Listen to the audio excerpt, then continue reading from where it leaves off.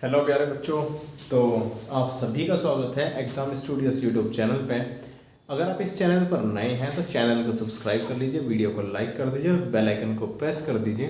Bell icon को press करने से होगा ये कि तब जब भी लेटेस्ट वीडियो आएगी तो आपको सबसे पहले नोटिफिकेशन उसका मिल जाएगा। तो चलिए अब हम इस क्वेश्चन को स्टार्ट करते हैं। हमने क्वेश्चन नंबर 8 तक एनसीईआरटी के जो भी हमारी एक्सरसाइज है 8.1 उसके हमने क्वेश्चन नंबर 8 तक हमने कंप्लीट किए हुए हैं। अब हम आते हैं क्वेश्चन नंबर 9 पे। तो क्वेश्चन नंबर 9 को एक बार मैं ये देख लेता हूँ कि हर चीज़ बिल्कुल परफेक्ट है, आपको दिखाई भी सही से दे रहा है। चलिए तो स्टार्ट करते हैं। देखिए क्वेश्चन नंबर 9 की अगर हम बात करते हैं तो क्वेश्चन नंबर 9 में हम लिखने से पहले ये समझते हैं कि वो क्वेश्चन हमसे कहना क्या चाहता है। कहता है इफ़ 3 कोटे इज इक्वल टू 4। कहता है कि अगर 3 कोटे 4 है तो भाई ये चेक करके बताओ कि 1 minus tan square A upon 1 plus tan square A equal to cos square है माइनस साइन स्क्वायर। कहता है कि ये इसके इक्वल आता है या नहीं आता। अगर ये कंडीशन है तो ये हमारा रिजल्ट हमें ये एक दूसरे के इक्वल आते हैं या फिर नहीं आते हैं। तो दोस्तों इसको करने की कोशिश करते हैं। देखिए आपको अगर ध्यान से देखते हैं ना तो टेन ए कोस और साइन, मतलब आपको तीनों की तीनों आइडेंटिटी, तीनों के तीनों हमें जो साइन थीटा कोस थीटा और टेन थीटा है हमें वो तीनों के तीनों की वैल्यू पता होनी चाहिए। तो सबसे पहले हम देख लेते हैं अपनी जो भी हमें गिवन है।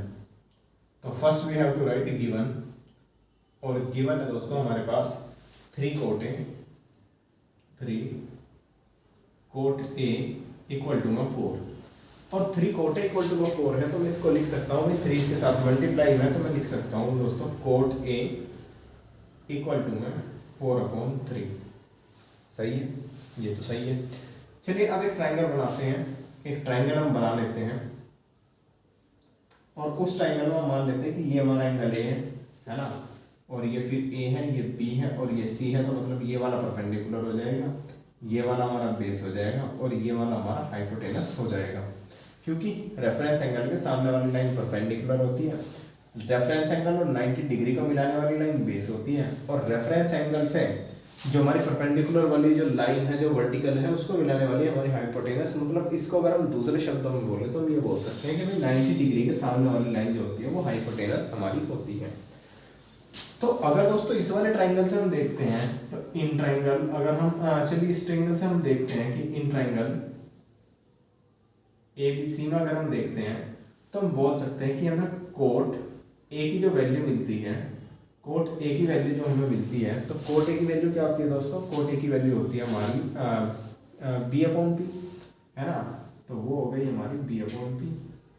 तो बेस यहाँ पर क्या है दोस्तों? AB, और हमारा परपेंडिकुलर क्या है दोस्तों? BC, है ना।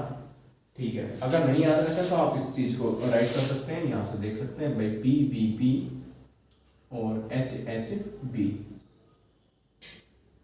ये वाला रेशियो टेन और कोट के लिए, ये वाला साइन कोसेक के कोसेक के लिए, और ये वाला साइन कोसेक के लिए। तो B/P हमें मिलेगा, लेकिन हमें कोट ए की तो वैल्यू 4/3 गिवन है, यानी कि हम बोल सकते हैं कि भाई 4/3 इक्वल है AB/BC के। बिल्कुल सही बात है। तो मान लेते हैं कि भाई AB की वैल्यू, तो लेट हम मान लेते हैं AB की वैल्यू 4K है एंड BC की वैल्यू जो है वो हमारी 3K है। सही है। तो अगर ये 4K है, ये 3K है, तो अब हमें क्या निकालना पड़ेगा? हमें बाकी सभी रेशियो, इन सभी की वैल्यू फाइंड करने के लिए मुझे ये निकालने की जरूरत है। तो आ जाते हैं फिर से इन ट्रायंगल ABC बाय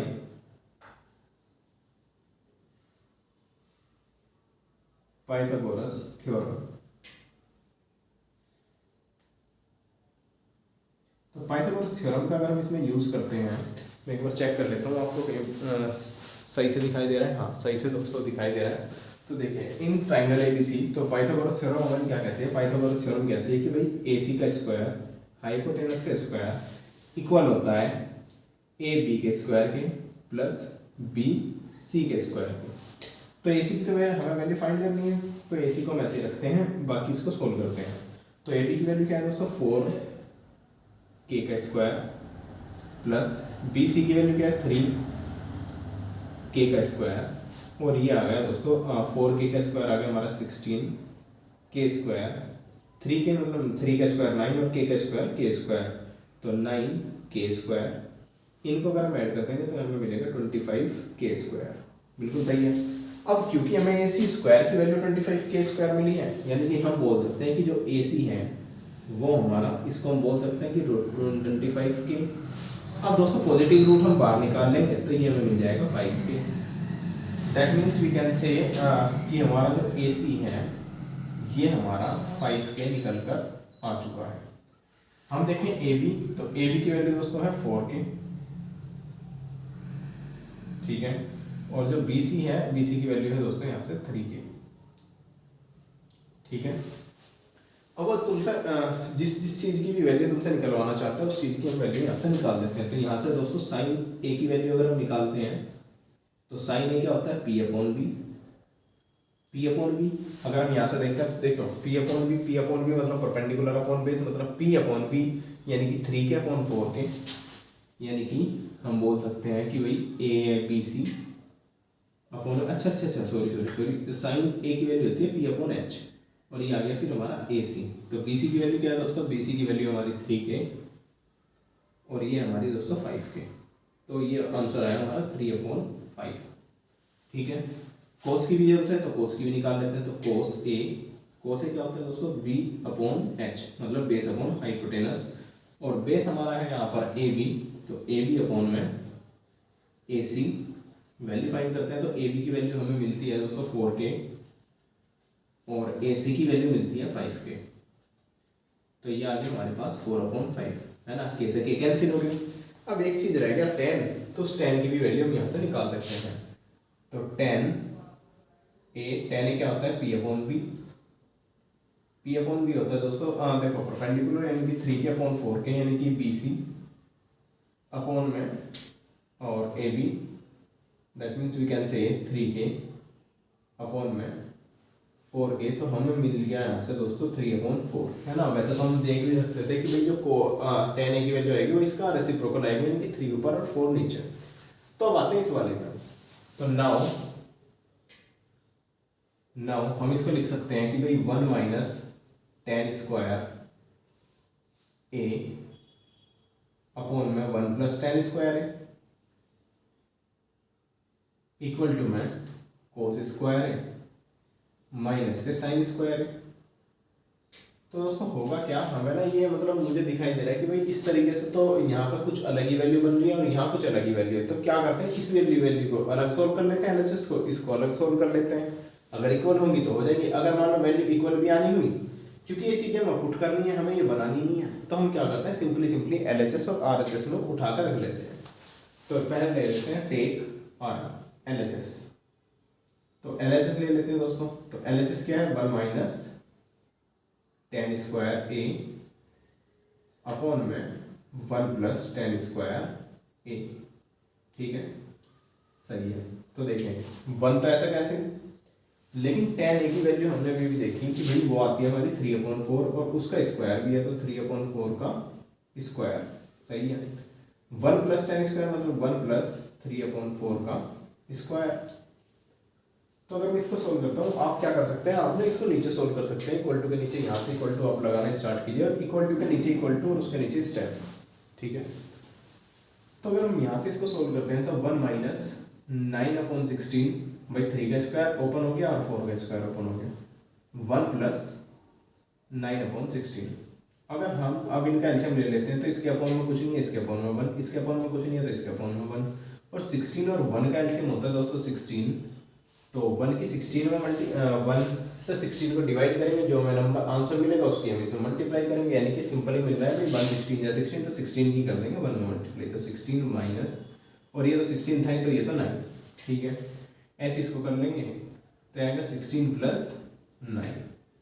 अब अगर दोस्तों इसको सोल्व करते हैं तो देखिए 16 माइनस 9 कितना होता है, 16 माइनस 9 होता है 7 अपॉन में 16, और ये हो गया दोस्तों 25 अपॉन में 16, है ना।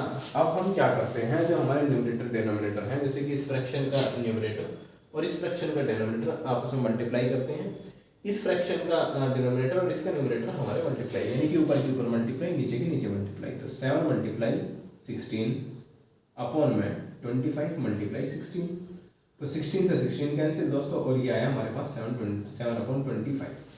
तो अगर मेरी RHS की वैल्यू भी मतलब cos स्क्वायर है sin स्क्वायर a की वैल्यू भी अगर मेरी 7/25 आ जाती है तो मैं बोल सकता हूँ कि हाँ ये प्रूव है, मतलब ये है। अगर नहीं आती है तो हम बोल देंगे कि इट इज़ नॉट करेक्ट, है ना, मतलब जो ये कहता है कि और नॉट वाला केस हम यहाँ से बना देंगे।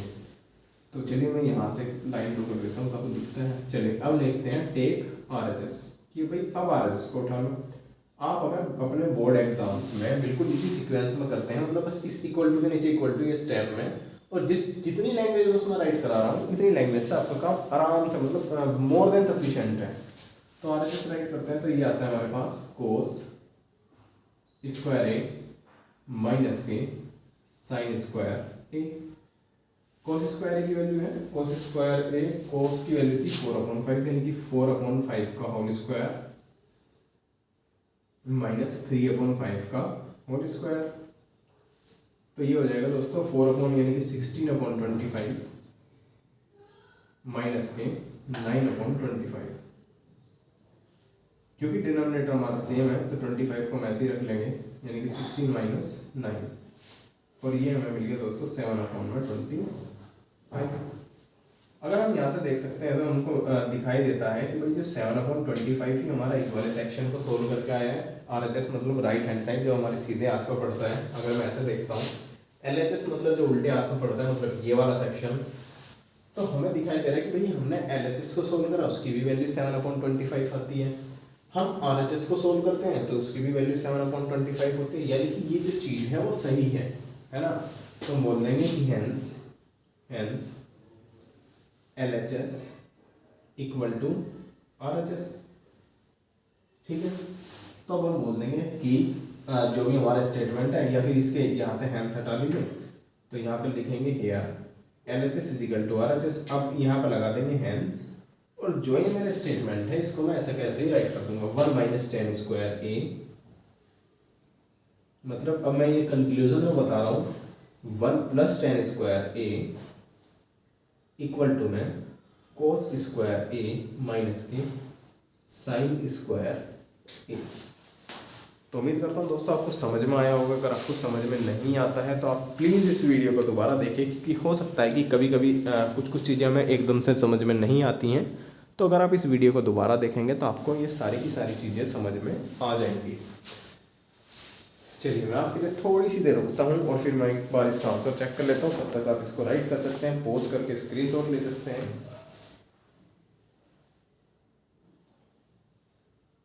ठीक है, चलिए दोस्तों अब मैं इसको रफ कर देता हूँ और इससे नेक्स्ट वाले सेक्शन पे हम आगे बढ़ते हैं। तो देखिए दोस्तों, क्वेश्चन नंबर हमने 8 कर लिया है और अब हम आते हैं क्वेश्चन नंबर 9 पे।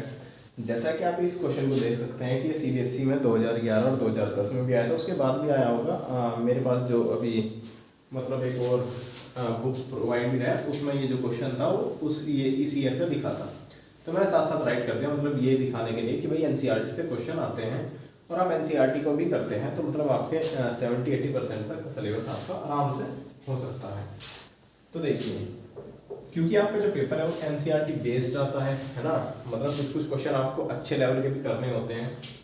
तो अब हम आते हैं इस वाले क्वेश्चन पे और इस क्वेश्चन को यहाँ से करने की कोशिश करते हैं। तो मैंने आपको पहले ही बताया होगा कि भाई सारी चीज़ों को छोड़ के पहले ही देखा करो कि वो बोल क्या रहा है और पूछ क्या रहा है। देखो क्या कहता है कि एक ट्राइंगल है ABC, राइट एंगल है, मतलब B पे हमारा राइट एंगल है। कहता है tan A जो है वो 1/√3 है, ठीक है। Then find the value of, कहता है कि अच्छा ये चीज़ तो सही है, अगर ऐसी चीज़ें हैं तो भाई तुम ना sin A cos C plus cos A multiply sin C की वैल्यू फाइंड कर दो। cos A cos C और माइनस के sin A और sin C की मल्टीप्लिकेशन राइट मतलब फाइंड कर दो। अब ये दोस्तों क्वेश्चन जो है आप कहेंगे कि भैया मतलब ये आया है तो ये कितने नंबर में आएगा। तो दोस्तों ये ज़्यादा हार्ड क्वेश्चन नहीं है, तो 3 नंबर में आप इसको एक्सपेक्ट कर सकते हैं। तो देखिए अब हम इसमें आते हैं। तो नॉर्मली अगर हम इसमें देखते हैं सबसे पहले भाई हमारे पास क्या गिवन है। तो हमारे पास गिवन है दोस्तों कि गिवन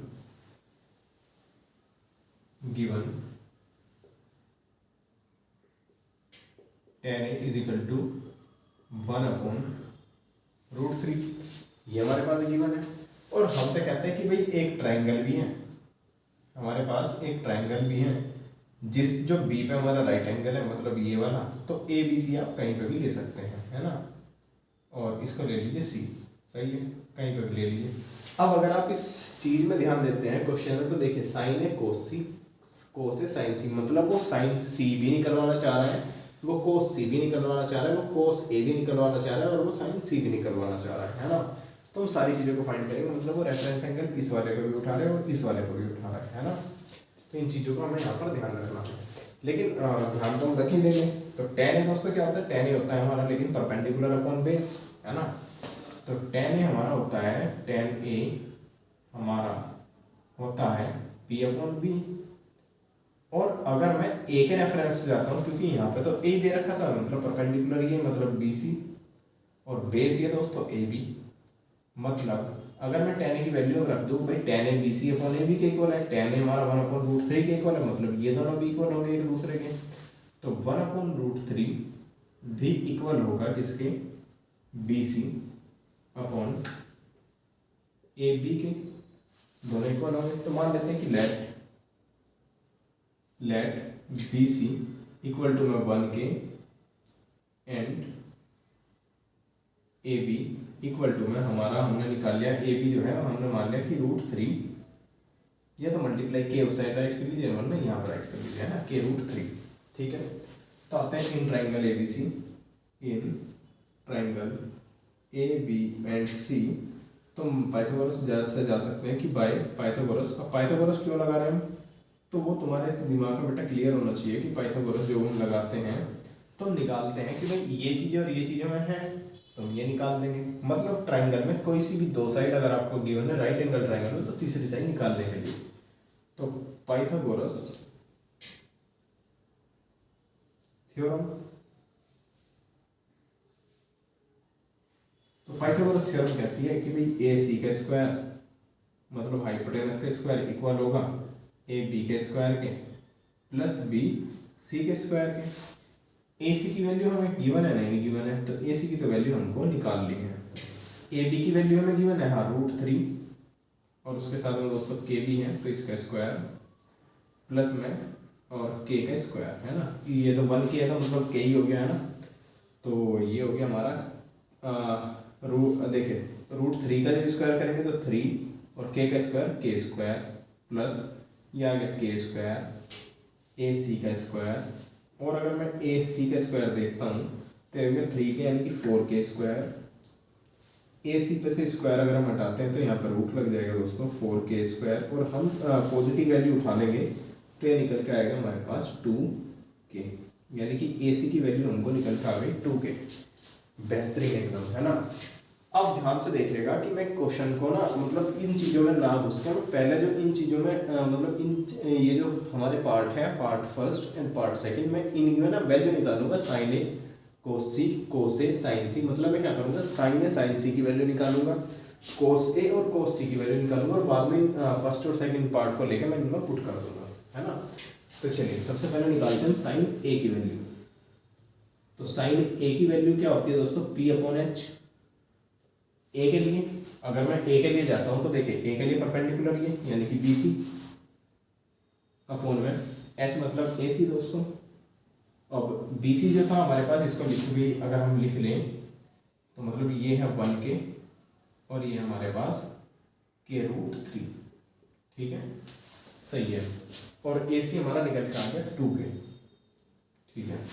तो अब देखिए बी सी की वैल्यू क्या है, बी सी की वैल्यू है दोस्तों 1k मतलब k, और ए सी की वैल्यू है 2k, मतलब मुझे यहाँ से दिखाई दे रहा है भाई 1/2।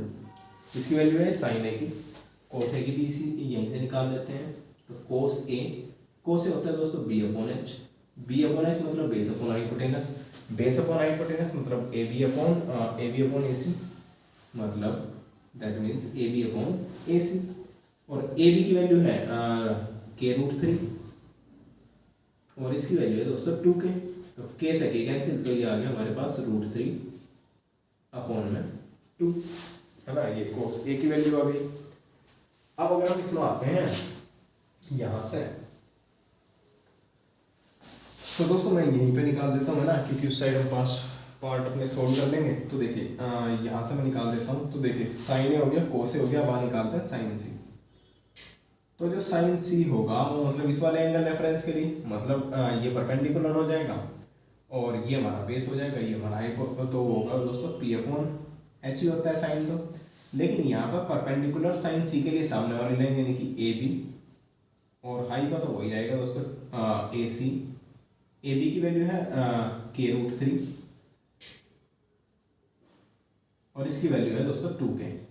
तो यहाँ से हमारा निकल के आया √3/2 है ना। अब निकाल देते हैं cos c की। तो cos c की वैल्यू क्या है दोस्तों b/h होती है cos c की वैल्यू।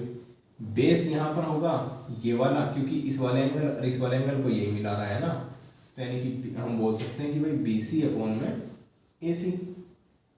BC की वैल्यू क्या है दोस्तों k और इसकी वैल्यू है 2k। तो हमें मिल गया यहाँ से दोस्तों 1/2 है ना।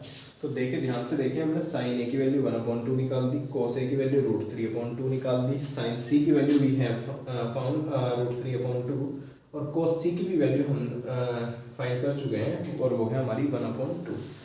अब आते हैं अपने फर्स्ट पार्ट पे, है ना। इसकी तो कोई जरूरत नहीं है तो इसको हम हटा देते हैं और आगे हम यहाँ से बढ़ रहे हैं। तो देखिए अब आइए फर्स्ट पार्ट पे इस पर। तो फर्स्ट पार्ट अगर आपको यहाँ पे शो हो रहा है, अगर नहीं हो रहा है तो मैं एक बार इनको डाल देता हूँ इसमें, है ना।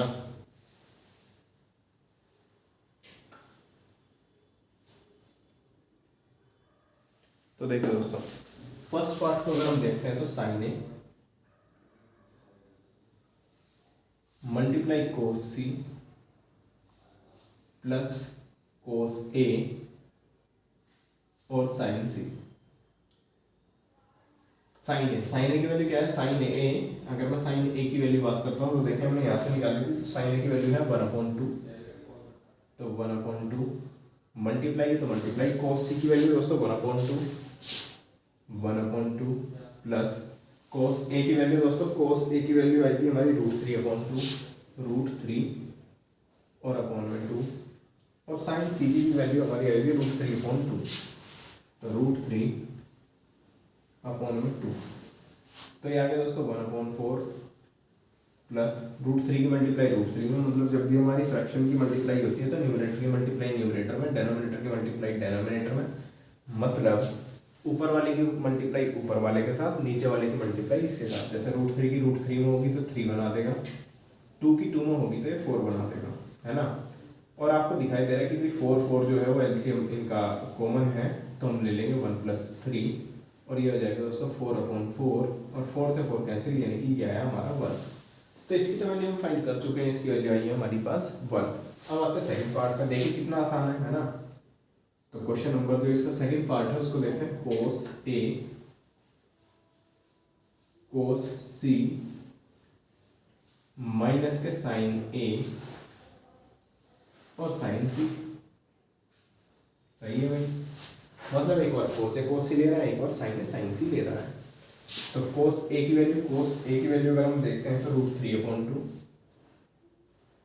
√3/2 की वैल्यू आई और cos C की वैल्यू दोस्तों आई 1/2।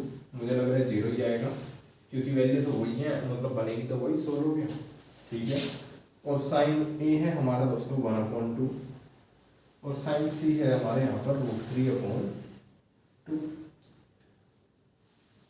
अगर हम देखते हैं तो ऊपर मल्टीप्लाई, मतलब इस माइनस से अलग अलग ही यहाँ पे, तो √3 की मल्टीप्लाई 1 में तो √3 और अपॉन में आ गया 4 माइनस के √3/में आ गया 4। 1 की मल्टीप्लाई √3 में √3, 2 की मल्टीप्लाई 2 में तो 4।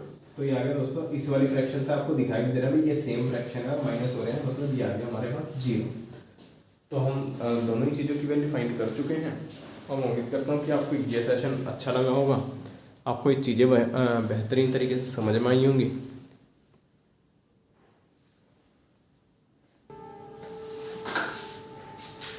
तो चलिए दोस्तों इस वीडियो को यहीं पे एंड करते हैं। और अगर आपको ये जो भी क्लासेस हैं, अगर आप ये पहली बार देख रहे हैं तो आप ये पहली बार मत देखें, इसको आप उसी के नंबर पे सीक्वेंस पे देखें। मतलब ये 6th क्लास है ट्रिग्नोमेट्री की, इससे पहले 5 क्लास हाफ आवर की हमारी हो चुकी हैं, आधे घंटे की, उनको आपको देखना है और फिर हमारा यहाँ से देखना है ना। फिर इस वाली सीरीज़ को आपको यहाँ पर, इस वाली वीडियो को आपको उसके बाद देखना है, वीडियो नंबर 6 को।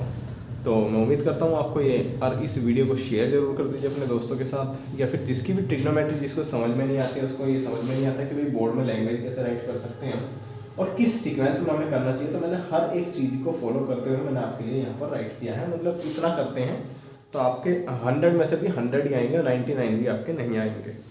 तो चलिए